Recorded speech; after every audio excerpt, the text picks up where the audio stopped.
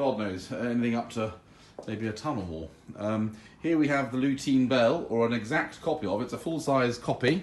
I'm going to ring it for you now. So this is the bell that's rung at Lloyd's when a ship sinks. And this was found in 1858, and this casting must have been taken shortly after it was brought up.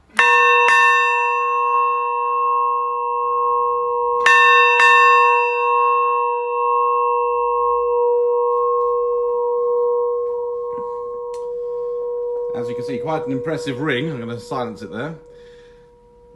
In fact, 2 rings, I think, was for the safe return of a ship. Here's all our paintings, all to be pulled up as required. This is the sternboard off a ship called the Svanen, obviously, from Copenhagen, but it was wrecked in the 1930s, but satisfactory enough, near enough to the shore for this to be saved. So it's a sternboard, the main board, as it were, from the wreck. Here's a pair of doors from the saloon, showing astrolabes and so forth, a pair of carvings. Another builder's model here for the Trebidden. There it is. They should all have the maker's plates like that, you see. And again, terrific detailing. Nice gold gilt work there, so that's probably gold plating on some of those fittings you can see there. Up here we have a modern model of a hospital, what became a hospital ship, the Maheno.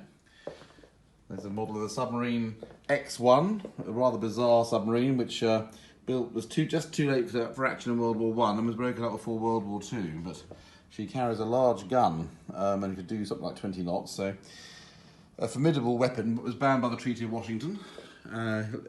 Little insect class gunboat there, HMS Ladybird. And over here we have a rather spectacular model of HMS Enterprise of 1774. Admiralty style. She's not a period model, would you believe? This is made in Russia by a passionate model maker who loves English models, but he takes enormous trouble to make models exactly as they were produced for the Admiralty back in the 18th century, in every conceivable detail. You can see the quality. It's all hand-carved work, you see there. Figurehead. Looks a bit like a Soviet athlete, but there he is. And this model is by a lady, would you believe? There she is. We don't have many lady modellers, but she's done a very pretty model of a ship called the Venus, which was, I think, again, launched, I think it was Swedish, and she was captured by the Russians shortly after, a year or two after she was launched. But a very delicate little model, a very pretty little model. Again, quality of carving, it's all hand-carved work there, the wreaths, very attractively done. Let's go around to the back of Enterprise here. There you are, that's the stern of Enterprise. Very beautifully done. I mean, he really does know his chips, this chap. He's known as the master.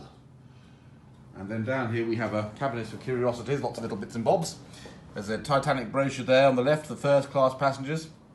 But uniquely, I think possibly, this one on the right, which is reflecting badly, that's a third-class Titanic brochure. And it's thought to be the only one surviving. So it'll be interesting to see how that does. The brass object there is called a scarifier. That's what your doctor would have bled you with if you needed bleeding. Those are drawing instruments, and there's all sorts of other things in there. Here is the cover lot, the painting. Very nice painting by a fellow called Cosse, and it shows a Nile veteran. There he is, begging with his children, and you can see, we know he's from the Nile because on the back of the ship it says Vanguard, and Vanguard was Nelson's flagship at the Battle of the Nile. So there he is, begging. I'm not quite sure where he is. It'd be nice to think it was Greenwich, but I don't think so. Probably Portsmouth. Over here we've got a little photo bay, lots being photographed. There you go. There we are. And then here we have another bell. You see there are a lot of bells in this cell. That's from a royal yacht, the Alexandra, which is the escort yacht for the Victoria and Albert III. So she dates from 1906 or 7, and her first cruise was to Revel to see the Tsar with King Edward VII. And she was a delicate little yacht, and she was sold to after the Great War. It was considered extravagant, so she was sold to the Norwegians, who renamed her Prince Olaf, and she was sunk in 1940 by the Germans. So there you go. And over here we have a flag, and we know it's from the Oberon. It's a souvenir of the Oberon, which was a ship, would you believe, we can date this to about 1866, 1867, and she was on anti-slavery patrols, very topical at the moment. So there's a little souvenir there, and not very expensive. So that gives you a little oversight. This is off a wreck. I'm not sure which one though, and it tells you how deep you are. It's a depth gauge. And there we are, back to square one. Telescope from the Valhalla. Little oil of dust cruising off Trafalgar, reflecting telescope, and that's a Thornycroft depth charge launcher model, presentation from 1917. So lots and lots of interesting things, I hope you'll agree. Come and see us, or see us online, tons of extra photographs, lots of histories, good stories, everything has a story here. Come and see us, or have a go. Oh, one last thing I just spotted over there. There we go.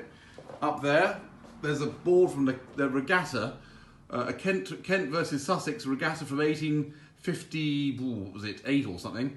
That was the backboard of the yacht, the ship which was sort of observed the racing, and it's a fantastic thing on the Medway, showing the Medway racing. Wonderful object. It was found in an attic, covered in black varnish, which had gone off and was going to be sawn up for a tabletop until someone discovered it was painted. Okay, well, do come and see us as soon as you can, or take a look online. Bye for now.